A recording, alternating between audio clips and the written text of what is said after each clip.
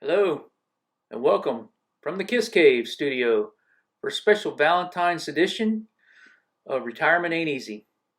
This video today is mainly for my kids. So kids, this is how I met your mother. Today's video is a special video. It's Valentine's this week. So I thought I'd make a Valentine's Day video card for the wife. She may or may not watch this, I don't know. Maybe my kids will watch it too. But anyway, I thought I would go through the steps on how I met my kid's mother, and you'll learn a little bit about me and my wife as well. So no retirement discussions today, no finance, none of that stuff. It's all about me and the wife. So let's get started. So way back in 1977 is when I first saw my wife. At that time, my family had moved in 1976 to Fort Hood, Texas, Army base down in Central Texas. My father was in the Army. And in 1977, the summer of 77, a family moved in across the cul-de-sac from us on Fort Hood, and that was my future wife. Who knew? Her dad was in the military as well, helicopter pilot, Vietnam. And so we didn't really know each other for the first year or two. I mean, I knew of her and her sister. They were right there in the cul-de-sac. There was a lot of kids that lived in that neighborhood. So once in a while we would hang out, or our paths would cross. But she was a couple of years younger. She was at the same grade as my younger, one of my brothers. And so they kind of hung out in their own neck of the woods, and I did my own thing with my friends. I go off to college in 1979, the fall of 79. I go off to college to Mississippi, and I start college there. I came home from college at Thanksgiving, and that's when I actually got together with my future wife. I don't know how. I really vaguely remember that we all as a gang went out to a local video arcade, which is something kids used to do back in the 70s, hang out at video arcades. And somehow me and the wife just got together and talked and liked each other. Meanwhile, Thanksgiving ends, I go back to college, but now I'm homesick. I like this girl, and I got some friends who are wanting to start a band as well. And so I talked my parents into letting me come back to Texas from Mississippi to finish out with a associate's degree at the community college right outside Fort Hood. And so I came back, I moved back at the end of 79, and then in 1980, January, February, I can't remember, me and the wife started dating.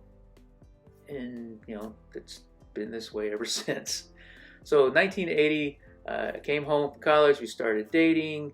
In 1981, my family, my dad gets reassigned to Alabama.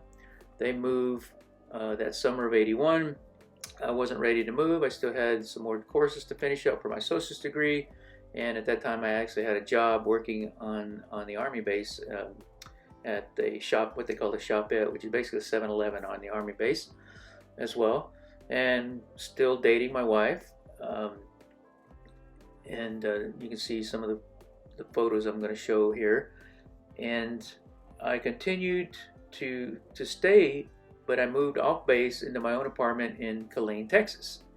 At this time, then, my wife had graduated in 1981 from high school, and she was living with her parents who lived off of the Army base because her dad retired as well. Moved forward to 1982, and I'm finished with my associate's degree. My dad recommends I come over to Mississippi, room with my brothers who are both out of high school now, and we all start college at University of Southern Mississippi in the house that my dad had. So I moved to Mississippi to continue my degree plan at Southern Miss University of Southern Mississippi, and roomed with my brothers. And I kept in touch with the wife long distance. Once a week, I'd go to a. We didn't have a phone, so once a week I'd go down to a phone booth and make a collect call, usually to her, to talk to her, and then we'd write letters back and forth to keep in touch. And then on holidays, I would drive over to Texas and hang out with her at her parents' house, and then sometimes she would drive over or fly over actually. I remember picking her up from the airport in Jackson, Mississippi, one time or two, and then she would hang out with me during a holiday, and we'd go to Alabama perhaps or wherever. Jump ahead to 1983. Summer of '83, my wife moves in with me. She moves, picks up everything, moves to Mississippi. My brothers, by that point, had dropped out of school. They were done with university training at that time. I was still going to school. I was a junior at this time. I was taking summer school as well to keep moving along. So the wife moved over with me in Mississippi. In the house we were staying at, that was my dad's house, and she got a job working for some accounting guys locally. So she was working. I was doing some work at the school as a tutor, as well as going to classes. 1984 December comes around, and I finally graduate from University of Southern Mississippi. And we go looking for a job. I try to find a job locally, New Orleans, some place in Mississippi. There just wasn't anything available. I did interview for Texas Instruments. Remember Texas Instruments back in the day, from Dallas, Texas. I interviewed for them twice, didn't get that job. So we decided to go to Texas and try to find a job in Texas. So we went to Austin, which is, by this point, her parents had moved to Austin. Her dad had moved out of Killeen down to Austin. He was working for the state of Texas at the time. So they were living in Austin. So we set up shack in Austin in her parents' house and started looking for a job. I applied for many jobs in Austin, and then I found a job up in Dallas that I applied for. Just so happens, the job in Dallas gave me a call, and that was January 1985.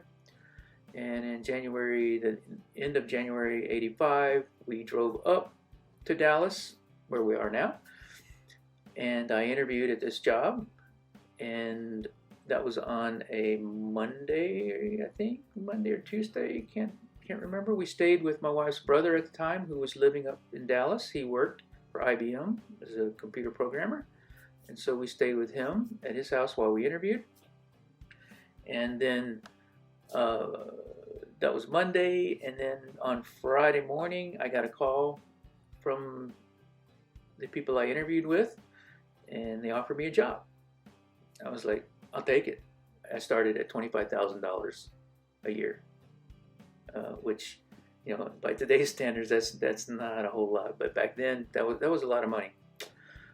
So here we are. I've got a job. I got no money hardly in any checking accounts that we have. All our stuff's still in Mississippi because we're looking for a job. So the company has set up a moving van to come get our stuff in Mississippi, which isn't a whole lot, but it is our stuff. So we pack up, head back to Mississippi, to Southern Miss, Hattiesburg, Mississippi, wait for the moving van, get all our stuff together. Moving van comes, and then we say goodbye to Mississippi. Since we had no money, we had to borrow money for a deposit on an apartment. We got an apartment up North Dallas, right off of, if you're familiar with Dallas, 635 in Skillman. Our stuff arrived, and we moved in February 1st. And we had a one-bedroom apartment, very sparse. I think it was like $400 a month, something like that. We didn't have a car. My dad let us take the car that we were using, a crappy old Pontiac T1000, if you're familiar with those cars. And so that's what we drove around in. Got our apartment, we're set up, and we're in Dallas. It's February. I start work February 11th, 1985. First thing we do, we go and find a new car. My dad let us take the car that he gave us, trade it in, and we got a Buick Skyhawk with turbocharged Skyhawk. That was my first car that I personally purchased. Not my first car I ever took care of, but first car I ever purchased on my own. And I'll pop a picture here as well. So we got a car, we got a job, we got an apartment, and we said, well, let's get married. So in August 1985, with my mother-in-law's help, we set up our wedding for Austin, down in Austin at a local country club, Balcones Country Club, if you're familiar with that area. And that's when we got married, August 10th, 1985. And share some video of that as well. And that made us legal at that point. Had to get the marriage certificate, all that stuff. Got married, we had a party, we stayed at the Holiday Inn there off of Spicewood Springs Road in Austin. And then instead of a honeymoon, we on Sunday morning had to head back to Dallas because we had bowling league. Yeah, we had bowling league. So our honeymoon was bowling league on Sunday evening. In fact, a couple of guys that came down for the wedding were on our bowling team. And so we drove back so we wouldn't miss our bowling league. So we were big bowlers back then as well. Had my own shoes, had my own ball, the whole 9 yards there as well, and bag.